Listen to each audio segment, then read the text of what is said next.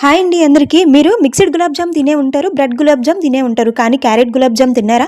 ఏ గులాబ్ జామ్ అయినా 4 కంటే ఎక్కువగా తినలేము. కానీ క్యారెట్ గులాబ్ జామ్ చేసినవన్నీ మీరు ఒక్కరే తినేస్తారు. అంత బాగుంటాయి. హెల్త్కి కూడా చాలా మంచిది. కాబట్టి ఒక ప్యాన్లో 1 కప్పు వరకు పంచదార, 1 కప్పు వరకు నీళ్లు వేసి పంచదార కరిగి లేత పాకం వస్తున్నప్పుడు 1 స్పూన్ యాలకుల పొడి కూడా వేసి స్టవ్ అయితే ఆఫ్ చేసుకోవాలి. ఇప్పుడు 3 క్యారెట్ ముక్కల్ని చెక్కు అయితే తీసుకొని చిన్న చిన్న ముక్కలుగా కోసి మిక్సీ పెట్టి వీలైనంత మెత్తగా పేస్ట్ చేసుకొని పక్కన పెట్టుకోవాలి. ఇప్పుడు వేరే ప్యాన్లో 1 స్పూన్ నెయ్యి వేసి మరిగాక క్యారెట్ పేస్ట్ని కూడా వేసుకొని వేగాక 1 కప్పు వరకు పాలు అయితే వేసుకొని ఉడికించుకోవాలి.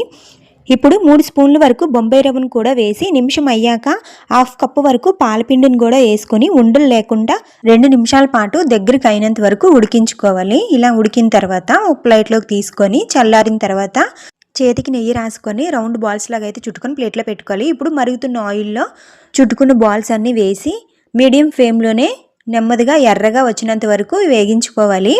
ఇలా ఎర్రగా వేగిన తర్వాత ప్లేట్లోకి అయితే తీసుకొని ముందుగా ప్రిపేర్ చేసుకున్న పాకంలోకి వేసి 10 నిమిషాల పాటు ఉంచితే చాలు అదిరిపోయే క్యారెట్ గులాబ్ జామ్ రెడీ అయిపోతాయి. 1 నిమిషంలోనే బౌల్ కూడా ఖాళీ అయిపోతుంది. అంత టేస్టీగా ఉంటాయి. మీరు మాత్రం లైక్ ఇచ్చి ఛానల్ అయితే సబ్స్క్రైబ్ చేసుకోండి.